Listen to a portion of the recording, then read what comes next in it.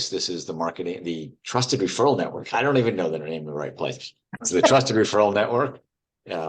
I also founded another network called the Marketing Network, but this is the Trusted Referral Network. Yeah, and we are a group of about almost 200 marketing services professionals around the country. And we get together on a weekly basis. We alternate between Tuesday afternoons at this time, 5 p.m. And then the following week, it's on Wednesday at 11 a.m. Eastern time. And the objective, because we're all marketing services providers, we have a niche, be it a functional niche, which is how many of us organize ourselves or position ourselves, or maybe an industry niche. There's opportunities for people to collaborate, refer business, subcontract, and partner in other ways. And this gives you an opportunity to meet people who might be able to help you out, and where you might be able to help them, and to build your network in the marketing world. And we also try to make it a learning experience in that we have at each meeting a 15-minute showcase from one of our members on their own work or something that they've got some expertise in that's relevant. So today, Leslie Lawton, who hails from Northern California and is an expert in marketing communications with a focus on sustainability, is going to tell us about opportunities in the marketing opportunities in the sustainability world. I'm going to give you 15 minutes. I'll put it on the clock. Do you want to take questions or comments as you speak afterwards? Okay. Do you want me to give you a time? I'm actually going to stop at 10 minutes to take questions. So I think, okay. That sounds good. Yeah, or at least, it might be a little over 10, depending on how fast. Okay. I'll let you know when it's 5 minutes left. Yeah, thanks. Absolutely. Take it away. So can you see my screen? We can. Yes.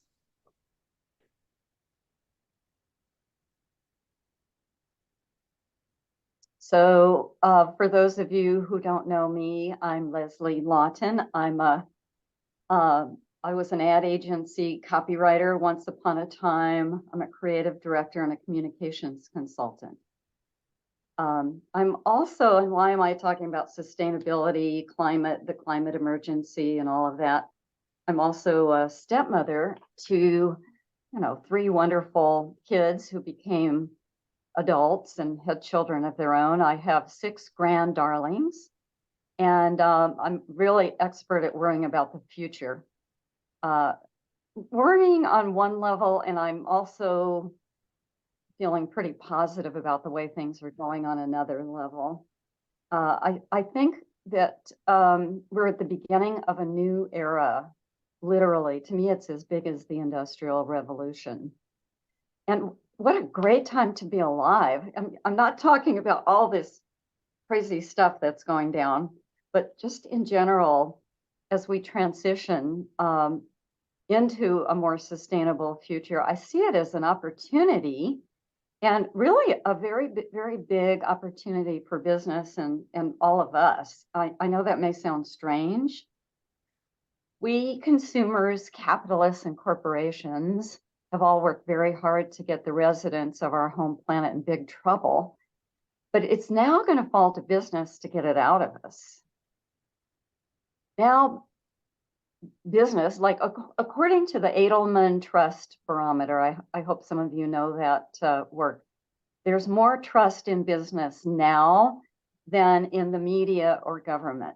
As marketers, we just have a very big job to do.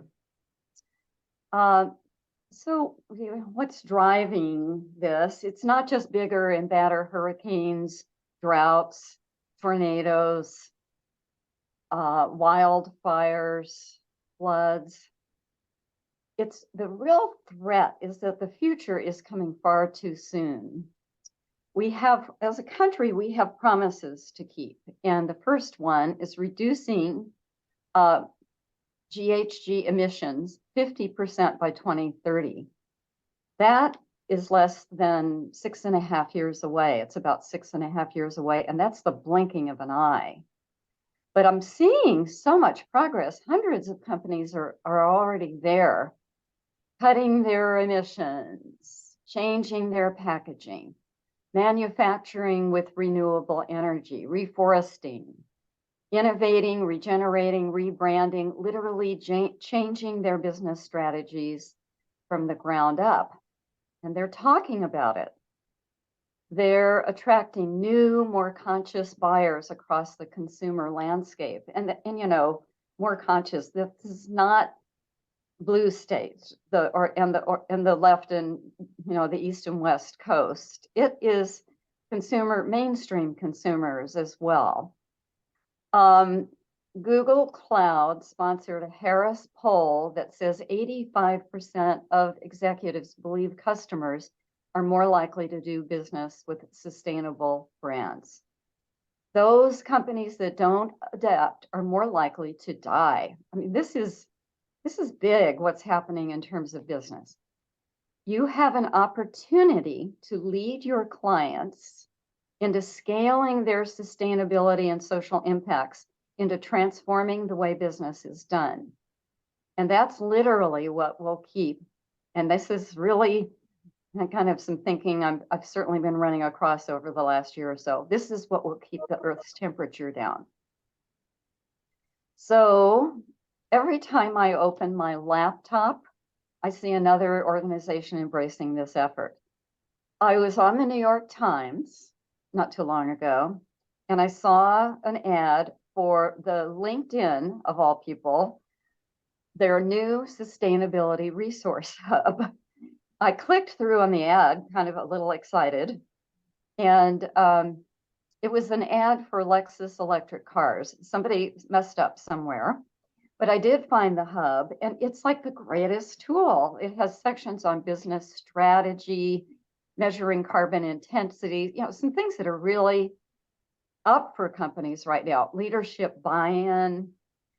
Businesses and organizations will have to do sustainability better and faster for us to survive and for our companies to thrive. So here's how marketing gets into it. You are the company's messenger.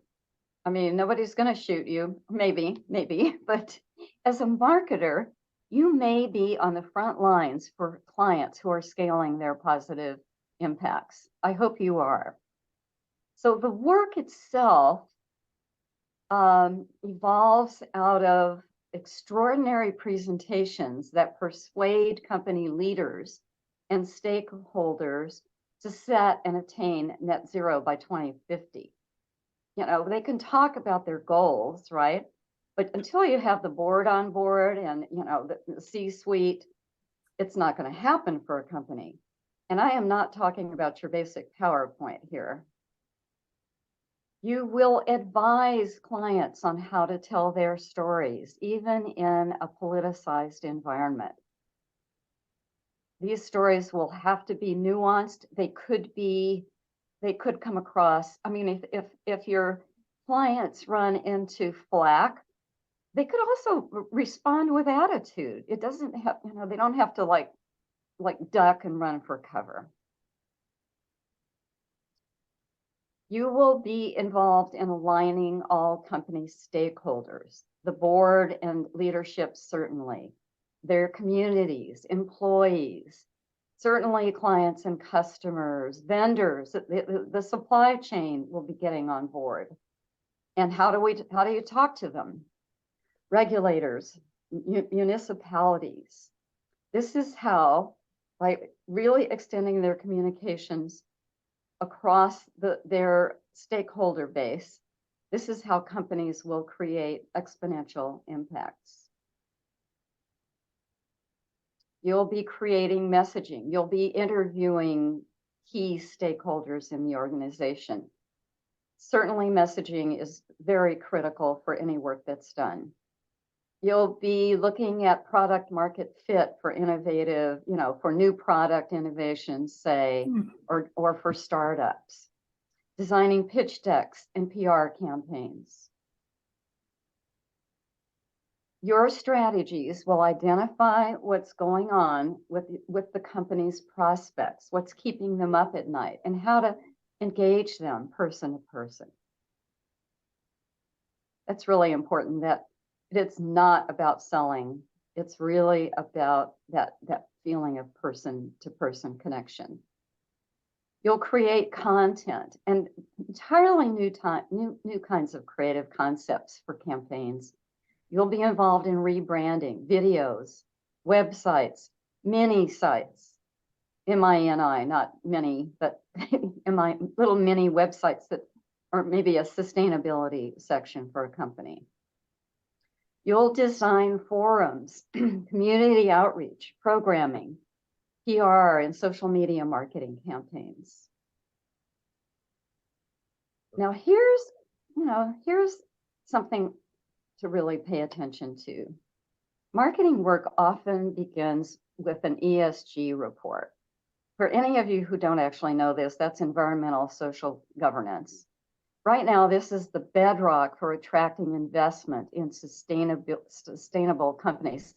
Those that are accelerating their own sustainability in terms of their manufacturing, and also the companies that offer sustainable products. If you're tasked with producing an ESG report, you should know that I'll repeat that, true, verified metrics are critical. Don't let your clients greenwash.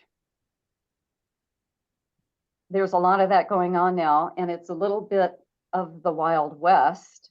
There are no real standards at this time, and those are coming. There's going to be regulation involved at some point pretty soon, maybe. It's hard to say with the political environment. This is also a huge communications job to create and design an ESG report that reflects the company's visual brand and voice truly and authentically. There's room for brilliant design and storytelling to bring all those facts and figures home.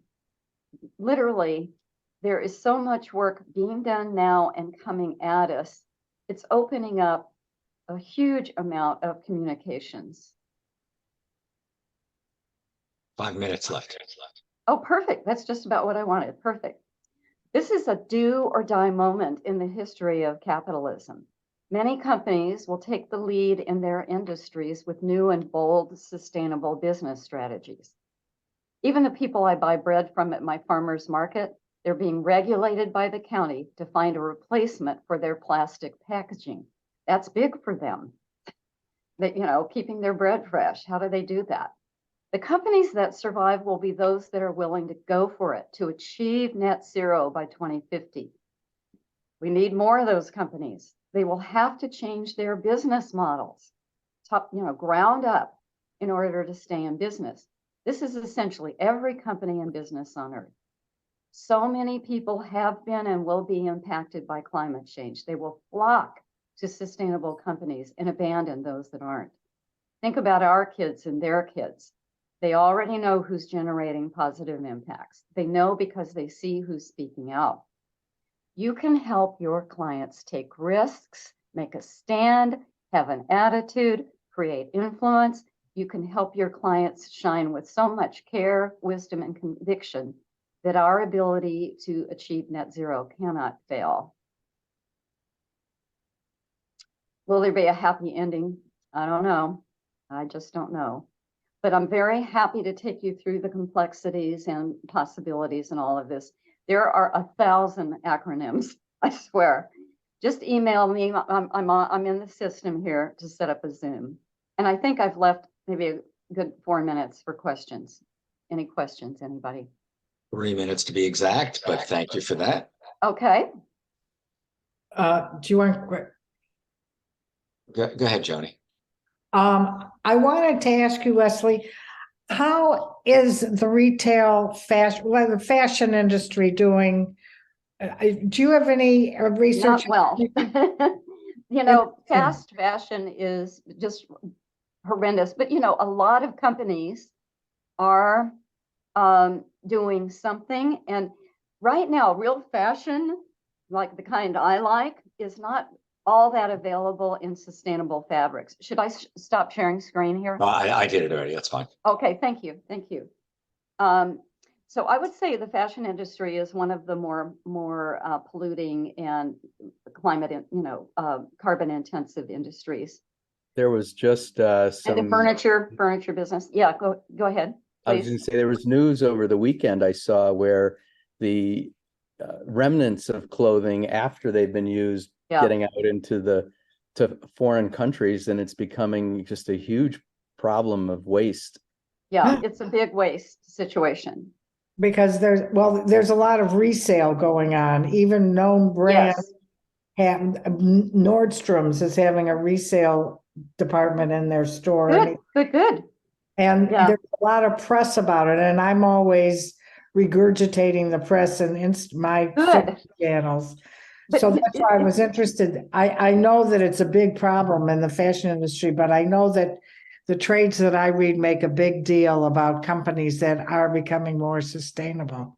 It's happening everywhere. Yeah, John, I saw your hand up. Yeah, thanks, Leslie. Thank you for this. So as marketing entities, small, big agencies, whatever we are, do we have a responsibility to choose clients that are actually walking the walk? And how do we, if we have that responsibility, how do we tell their virtue signaling and greenwash from the real thing? Because we're just small. Most of us are really small agencies. How do we take an ESG report and believe it, and then decide to support that company? That is a good and complex question. Yeah. There are, there's activism out there. For instance, Google is way out in front of sustainability. They've got an absolutely killer sustainability section on their site. But activists have surfaced the amount of money that Google is making from ads for Exxon, advertising Exxon. So no company is really going to be without feet of clay on some level. Yeah. But I think it's very important to keep the conversation open with the client and to be gracefully drawing out of them what they truly are doing without being accusatory. Google's data farms are enormous. Yes, exactly. Nobody truly knows what the carbon cost of that electricity is. Well, they're on it. You'd be amazed. Go look at that part of their site. Thanks. And do we believe it? At some point, we can't disbelieve everything. But they're probably better positioned to actually measure it than most companies are. Well, no, measurement is happening, and AI will be part of that. Measurement is very big, and verification is big. Cool. Well, thank you so much. You're welcome. I certainly learned a lot. I forgot to mention that in addition to Neco, Nathan Segal, although he's been here before, is also a guest. So thank you for coming back. Thank you. Thank you. So while so the next part of this meeting is we go around the horn in pretty much in order of which people showed up. I'm going to put that in the chat. If I can find my chat. And I think we have like 2 minutes. If your name is not here, let me know. Nathan, it looks like you're up first. If your name is not here, let me know. I'm going to switch to the speaker mode so that the speaker is recorded in full screen. Now's also a good time to drop your contact information, your LinkedIn profile, for example, into the chat, and at the end I'll recommend that folks save that chat. So tell us what you do, how you differentiate yourself, how you can help others, what you're looking for in particular, and if there's anything that stands out to make you memorable, mention that, because that's one thing that's going to help people remember you, and also perhaps be a hook for connecting with folks. Think about who you want to meet with afterwards, one-on-one, because that's where the rubber hits the road in terms of building those relationships. So Nathan, take it away.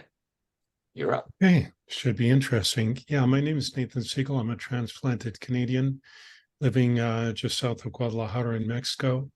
I wear a couple of hats. Oh, heard an exclamation there. Anyway, I wear a couple of hats. One of them is working as a ghostwriter, where I have a process called How to Position Yourself as an Expert in Any Industry. And it's where I write business books for coaches and business owners that position them as the expert. And what it does is what you're doing is you're giving actionable answers to the most pressing questions of your prospects. You're taking that, putting it into a book, giving it away. And when they see that you've answered some of their most pressing problems and you haven't asked them for an order, they're far more likely to want to work with you. A defining characteristic of how I am as a writer, what differentiates me from others, is that I take complex information and distill it down into language that anyone can understand. So that's a major thing about what I do as a writer. The other hat that I'm wearing is involved with 3D. In other words, 3D graphics, 3D printing. And so in terms of the type of people I'm looking for, primarily coaches and business people and startups, actually. Just had a call yesterday with my first startup because I've been thinking my process would be really good for them. And sure enough, I was right. So that's where it's going. Not sure what else to say. Right. Well, thank you for joining us second time as a guest. Thank you. And Nice to let be me here again. know. Absolutely. Contact me afterwards if you want to join. Russ Bruzzano. Yeah. Hi, everyone. Russ Bruzzano, RGB design, graphic design, website design is what I do. Been doing it for over 25 years. As a designer, I'm a problem solver, whether it be on the print side or the website. Recently, I know I mentioned this in a past meeting, is that I discovered I'm a pretty good problem solver when it comes to complications with websites. After 25 years of writing HTML and working with PHP and ASP and Joomla and Drupal and WordPress and you name it, yada, yada, yada. I've seen a lot of things go wrong and I found some remedies for that. Matter of fact, Michael recommended somebody to me and I was talking to them today and came up with a solution for them, which actually doesn't involve me, ironically enough. So I'm happy to do that. So anybody that has those types of situations, definitely reach out. Russ Bruzzano, RGB design, graphic design, and website design. Thank you. All right. He's also a talented musician and artist, as you can see from you can see from the painting. You can guess from the guitar. Yeah. Unless you want to demonstrate. All right. Kat Krieger. Hey all. Hope everyone is doing well this Tuesday. I think it's Tuesday. So I work in a pretty unique space. Have a background as a marketer forever, but I think I'm one of the only people in the trauma-informed marketing space. What does that mean? So approximately 75% of people have experienced at least one major traumatic event in their lives. For example, with COVID, 1 in 4 people lost somebody they know from COVID. So yeah, 25% is pretty insane and horrifying. But we all carry this with us. And, not only in the workplace, but as it relates specifically to marketing, our experiences, our trauma, our strengths and weaknesses, all influence how we perceive and engage with marketing messages.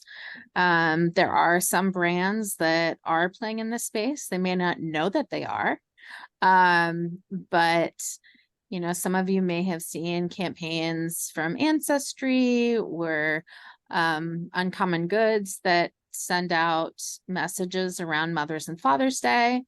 This time of year is tough. You can opt out here if you don't want to hear our messages around a holiday. I know as someone who's lost a parent, I certainly appreciate that.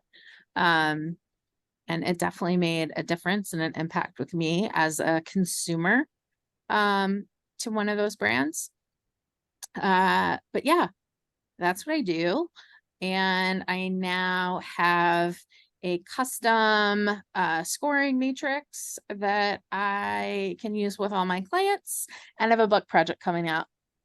Done. Nice. Custom scoring matrix. You'll have to tell us more about that at some point in your book. John Parsons. Hey, Michael, thanks. Hi, everybody. John Parsons with Into Ideas. We're a video marketing studio. Our ideal referral would be clients, small business individuals, entrepreneurs, startups who need affordable, high impact video content. I've also started to do collaborations with some of y'all, Keith and Joni especially. So it's been great. David has been a very welcome ally in our little projects. I'm in the habit of sharing sort of fun tips that are actually going to funnel into how we do remote capture. We save clients a lot of money by recording using their smartphones and devices as opposed to sending out a video crew. But that means helping them feel comfortable on camera. And so in the chat, I've put yet another YouTube link to what to wear on camera. It's a really interesting view on what colors and patterns to wear, especially what patterns not to wear, so you don't vibrate on the screen. So it's a really helpful tip, not just for when our company or some other company puts you on camera, but even in a Zoom call or even in the way we do business now, is to have an awareness of what you're wearing. And one of Sorry? the 30 AI voices from Speaker. We got some interference. Okay. Somebody not unmute. Sorry. Keep going. Okay, no worries. Yeah, check out the video. Make an appointment with me if you want to talk about this stuff, because 25 seconds left is not enough time to talk about all this stuff. But it's been fun, really fun working with you guys, and I hope to do it some more. Very cool. Thank you so much. Okay, we have another guest, Neco Turkienicz. Did I get it close? You got it very close. Turkienicz, yes. Turkienicz. All Very right. good, very good, very good. That's rare. So I am Neco Turkienicz. I'm the owner of Flab Productions. We are a video production company. We specialize in creating and helping companies create video content for their business, and any kind of video content that a company may need, from branding videos to social media videos, profile videos, educational videos, and we do a lot of client video testimonials. I'll say a word about that. We're different than most video production companies in that we really do 90% or more of what we do is remote video production, and not on location video production. Remote video production is high quality video production without the need for a video crew, something that I saw that John also mentioned. That's almost everything we do is remote video production.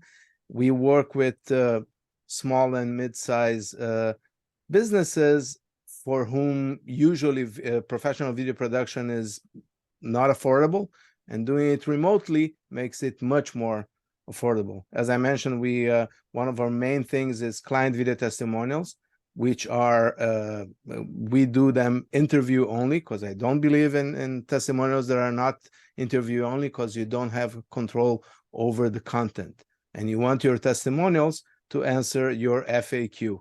You want the testimonials to answer the questions a prospect would ask, and if they don't do that, waste of time, waste of money.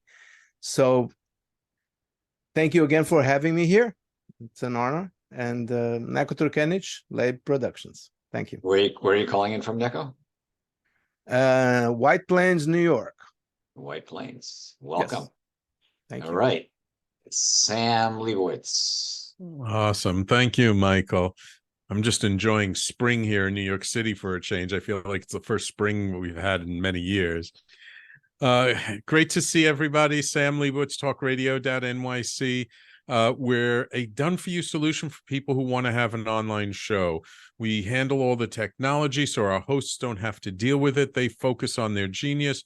We promote them. We have a producer in the room with them. We get them listed on all the podcasting platforms. We stream the audio, the video. We're different than a podcasting network, though, because we do all of our shows live first. So there's that opportunity to interact and engage with the audience live. And then we record it while it's live, and we put the recording out afterwards as the podcast. I typically work with coaches, consultants, speakers, people I like to call knowledgepreneurs, people who make a living from what's in between their ears. And been in business 13 years now, and still going strong. We have shows on all different kinds of categories, everything from business and nonprofits to health and wellness, society and culture, personal and spiritual development. And I'm happy to say, like, I think I've had one-on-ones with vast majority of people in the room, but if you haven't had a one-on-one with me, my information is in the chat. Please reach out. And Leslie, wonderful to hear your presentation today. I really believe like sustainability needs to be front and center in a lot more conversations these days. So thank you all. Thank you. All right. Now, Rochelle Lisner. Hi there, it's Rochelle from Dynamic Business Growth, and I always say that it's dynamic business growth and not schlep along business growth. Anyway, I find that companies have a very hard time speaking about their businesses. Very often they are common, boring, long-winded, and speak in jargon that anybody out of their industries has no clue what they're speaking about. So I love turning these, and when you speak about your business, I always ask, are you storytelling or boring telling? Did you just give me a story that demonstrates your expertise? I want to know, like, how did you pull a rabbit out of a hat? I don't want to hear the most common thing you spoke about. I want to hear the thing that's more unusual. And I dig deep with everybody and to find that unique story that demonstrates their level of expertise. So that's about that for now. What else can I say? I love working with family-owned businesses. I mean, they really have so many stories that they just think is common and uninteresting. And I find that the next generation of businesses are very interested in that. So that's very big, as family-owned businesses and also sales teams, because they have a hard time. And also, last but not least, people are having problems with pricing. One of the reasons people can't price effectively is they do not speak about their business in a high-level way. They become too generic and general and therefore cannot obtain high-level pricing. So anybody that wants to raise their fees and is petrified to do so, like their kidneys are doing a cha-cha, let's have a conversation. Very cool. Thank you. And what is talent, excuse, action, mindset? Maybe I see that team behind you. Team, yes. Where do we need to talent up? What we need to bring into, make us our next level of success? And I think today we're all kind of digging into every imaginable AI situation. What's your excuses? Those normally present your fears. Whatever you tell yourself as an excuse is your resistance to move forward. Are we taking the right actions and taking enough of it? And last is M, which is the most important. Your mindset. Your mindset drives it all. Your mindset can tell you, I can, it's a must, or I can't, I'm too petrified. So it's one of the two. So needless to say, I guess you can tell I do a lot of training at home. Very cool. Thank you. Mark Herre. Hello, everyone. Mark Herre at SEO Game here in Salt Lake City, and I'm just glad to be here at Press Referral Network. And I want to let you know that I am interested in doing the cha-cha. So if you want to cha-cha with me in a one-to-one, that's my ultimate call to action. And we can find ways to network and learn from each other and discover about each other's services a lot more in depth. I do in-depth SEO, search engine optimization, and that is just the way that I do it. Is I do it uniquely for other digital marketing companies that want to grow their business. That is that one person who's just getting started. That would be a great introduction. That is just that one digital marketing company that already has had a lot of getting started done for them. They're just looking to find a better vendor to work with that will do 30-day trials and get every website on the first page of Google that deserves to be on the first page. Now, that just means that that digital marketer has a website that keeps them up at night and they're losing sleep. And if anything is losing them sleep, and it's because of a client that might bail on them, now it's time to call in a heavy hitter to get that #1 keyword ranked on the first page. And I do that better than anyone. And my services are test drive approved. You get to kick the tires or kick it to the curb. I'm just looking for a good kicking. Contact me, Mark Herre at SEO Game, and we'll get connected. All right. Thank you so much. Sharon Rahmanian. Rahmanian. Either way is fine. Hi, everyone. Thank you for having me. I'm Sharon Rahmanian. I am the founder and CEO of OneSource Labs, which is a user experience research consulting firm based in LA.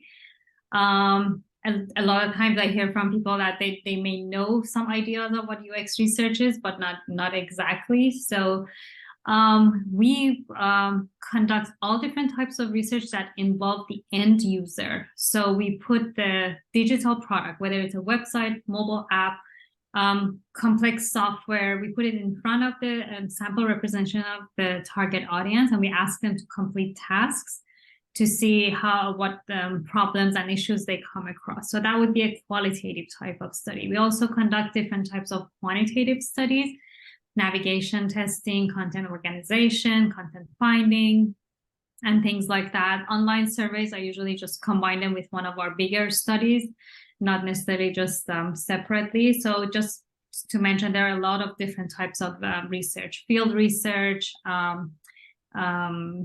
other types of interviews, which are slightly different than market research. Market research is more about opinions. UX research is about, the difficulties that the user comes across in order to accomplish their task on a website or a mobile app.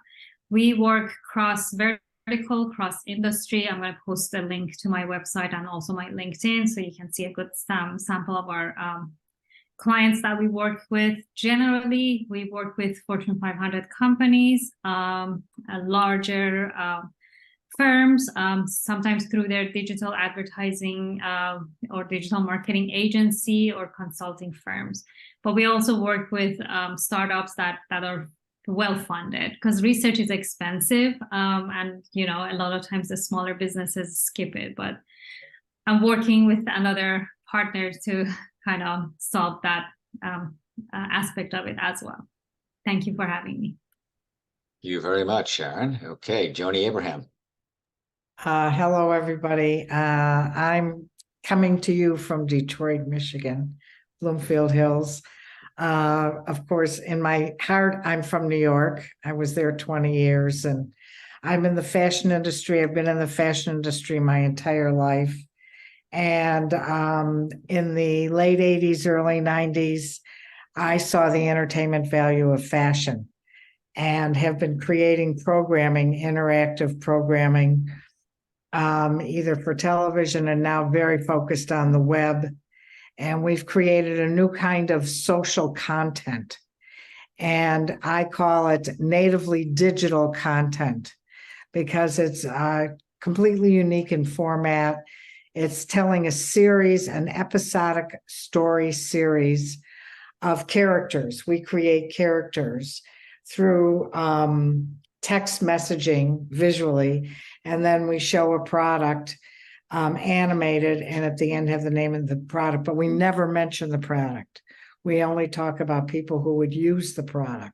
So they're a step above, they're definitely a step above commercials. They're more sophisticated than TikTok.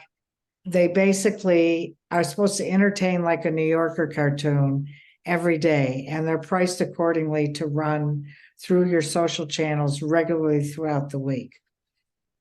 That's what I do. Wonderful. And they're called VidBits. Yes, would be nice if I mentioned that. And you're launching your first client? Yeah, soon? We're launching it. Well, we've launched, and the press just went out last week, so hopefully you'll hear more about the VidBits as time goes on, please God. Congratulations. All right, David Libby. Oh, can I just say one more thing? Sure. I have to tell you, the people that I work with in the network, I so appreciate. John has created a very interesting a format for us that we could not create through other resources or on our own, that allows people to go through the vidbits any way they want. And I totally appreciate it. And Alan Winikoff is fabulous. Anyway, I love the guys I've met through you. Thank you. Thank you. David Libby. Thanks, Michael. Yes, I'm an aspiring comedian. I spend most of my time looking for memes on the internet, and that's pretty much what I do every day. And when I'm not doing that, I'm trying to market to folks like you. So what I'm doing these days, a lot of actually what we're doing is what we've done for quite some time, which is, creating thought leadership programs for executives. A lot of folks are coming to us who have a really good, solid knowledge base in what they're focused on. Like, Leslie did a great presentation today on sustainability. Using Leslie as an example, we would work with someone like Leslie or an executive on her team to help build out the thought leadership program in sustainability publications, green tech, clean tech publications, and then take that up, right? So there's the trade publications that you all read, all your little Bibles you have, whether you're focusing on, if you're focusing on on flying and you're a pilot, there's your pilot trade publication and become an expert in that. People get to know you, you're in the community, and then all of a sudden the New York Times wants to talk to you, the Wall Street Journal wants to talk to you. There's other Forbes, Fortune wants to talk to you because they see that you become a thought leader in this space. So we take, that non-boring story that Rachel was talking about, and then we help market it, and we help increase the value that you have to offer, and whoever you reach out to us. So we are paying 10% for every referral for a year. So whatever the gross monthly is, 10% of it goes to the person who refers business to us when we close that business. So if you know of folks, executives that are looking for people like us, let me know. Thank you. Sounds good. Thank you. Okay. It also there may be some opportunities for you and Nathan to collaborate, maybe, since you're both in the world of building expertise. Okay. Yeah. All right. Faith Tomases. Faith, are you still here? Maybe unmute, Faith. Okay, can you hear me now? Yep. Yeah, hi, I'm Faith Tomases, and I've met most everyone here individually, so it's nice to see you again. And I hope everyone's enjoying the nice weather we're finally having over here in the East Coast. And my offer to people is to help them identify what they want to say and then say it. And do that as succinctly and directly to the point as possible. So that lends itself to doing name development, which is very, very tight in terms of how you have to communicate what you want to say, and also copywriting. So I do a lot of website design as well as regular print copywriting. And I also get very involved with graphics designers in the strategy and planning of what companies look like and what they're called. So I have input into logo design and package design, and helping with the upfront problem solving process and resulting positioning development. So that's my story. I'm a generalist. I've done everything from cake and cookies to insurance to racetrack betting services. And my need is anyone that needs help communicating. So I look forward to speaking with everyone again. Thank you. Thank you. Looks like I hit the stopwatch instead of timer. Same thing, the other direction. Victor Lee. Thanks, Michael. Hi, everybody. Victor Lee, and I think I've met, again, sort of just about everybody here. One of the nice things about going towards the end is that, so many of the kind people in this group kind of help tee up the topic for me. So I think we've all heard Rochelle and David and let's see, and Joni all talk about the importance of storytelling. And I think, I think that's something that all of us in this group would agree that storytelling really is key to marketing. So that's the good news, I guess. The bad news is that most people are terrible at storytelling. And of course, that's what helps keep Rochelle in business and, some of the other folks here as well. So how many times have you gone to a website and the first thing the Worse website... the better. Yes, there we go. Yes, I agree. How many times have you gone to a website and right away they start with saying, this is how our product works, right? And you're still thinking, well, what is it for? And who's it for? What does it do? And the other thing I've also noticed in a lot of networking meetings, the one-on-ones I've been at, in the first 15 seconds, people will often say to me, let me show you my dashboard. I mean, how many people has had that happen to them, right? And you're thinking, like, a dashboard for what? I don't even know what you do. So people kind of rush along and, there is no storytelling. I mean, that's really the worst case. The other problem is that it's hard to tell somebody that they're a poor storyteller because, it's your opinion. And, they've spent a lot of time and money and effort on their website and they're very proud of it, even though it's really awful. So one of the things that we've done is we've developed a scoring system. So it's like your credit score, right? It's an objective third-party score to tell you how good or bad your site is at storytelling. And I know a lot of folks in here, I've had conversations with, including Leslie and Mark. Mark's referred me some great people, and Joni and Faith. And I think John, we're hopefully going to talk soon. So I think, this is something that can help generate business for all of you folks, because we can give you a tool you can take to your clients and say, you need David's help or Nathan's help or Russell's help. And so we would love to help you do that. Keith's help, Kat, Sharon, everybody else. So happy to chat with everybody. And that's our story. Thank you. Okay, Keith Reynolds. Hey, everybody. Keith Reynolds. I'm your Chief Content Marketing Officer. My company is Publio, and I, for the last 10 years, have been building content hubs for a variety of industry businesses, from Kodak in the packaging industry to Vodafone and telecommunications to startups. And one of the things I love doing is creating a content hub, which is your owned content. And it's basically a channel on your website for content for your customers. And I do research and strategy to help pull together the right content to start to engage with your customers. I have recently, coincidentally, run across two sustainability clients. One is an app for paperless boardroom solutions, and they had a huge opportunity come up because they are a showcase of an Apple technology. And so we are putting together a little content marketing program for them. And if it takes off, it could get really, really big. They've got two major banks using them already. And if they can get in with Apple and be a showcase, it could be a really incredible opportunity. The other one is putting carbon credits on the blockchain and helping companies monetize their carbon credits by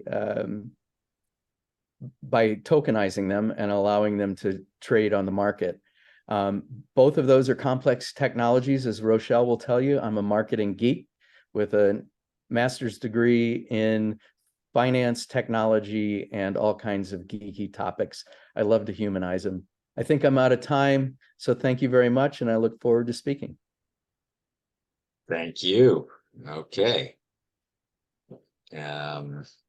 Anybody I missed? All right, then I will go. So my name is Michael Bendit. Besides running the Trusted Referral Network, I also have a business where I represent software development teams. So I do sales representation for about a dozen teams. About 70% of our work is in the marketing world, and a lot of that is for agencies. So my teams tend to be very technically focused. The reason I have a dozen teams is because there's lots of technologies out there, lots of different platforms, and just like us, these small development teams need to specialize. I just got off the phone an hour ago or a little bit longer with a prospect who is an agency. It was referred by somebody in the network. It doesn't happen to be a very active member of the network, also a former client or actually an existing client who ran an agency. And this prospect has a client in the site promotion, city promotion space, and he wants to see if he can use Chat GPT to help people find out what's going on in the city that his client represents. So this is an interesting challenge. It's like asking, what should I do this weekend in New York City? Where should I eat? What should I see? Here's my budget. Tell me what to do. So there's clearly, the capabilities with AI are probably getting there, if not there already. But how do you actually convert that into a product? And that's what we're going to do. We'll start probably with a proof of concept. And then if that works, take it from there. So my job really is to help people figure out these challenges and bring a team that can deliver on it, prove or disprove the concept, and provide a budget as to what it's going to cost. So love to meet other agencies, and always looking for more people to join the network, folks that have small businesses, agencies, or consultancies in the marketing space. I see, Sharon, you have your hand raised, and Sharon has a virtual hand raised, and John has a real hand raised. Let's start with Sharon, since hers was up first. I think Mark, I think John was first. I don't know. Oh, really? No, go ahead, Sharon. Okay. All right. You hit the keyword AI and develop. Do you have a team that are really specialized in AI? One of my clients was inquiring. Yes, I do. I have a team that specializes in AI and machine learning. Okay. So I'd be happy to talk to you about it. Yes, Okay. it's And a very hot topic. Offshore or US based? They are a dual shore team, meaning they've got a few people here in the US, but most of their resources are offshore. Okay. So it's very competitively, they're very competitive in terms of their costs. John? Yeah, I'm sure you're aware that large language model, I'm doing another book on AI, so I'm buried in this stuff. And the problem with large language models is they can potentially hallucinate, which means that they make up realistic sounding facts. There was a piece in the New York Times a couple of days ago about a lawyer who used ChatGPT to write a legal brief, and none of the citations were real, zero. They were all very authoritative sounding, citing a journal or a URL or some law citation that did not exist, and the judge is considering sanctions on him. So the big part of large language models is having a human there to backstop all these very plausible sounding things.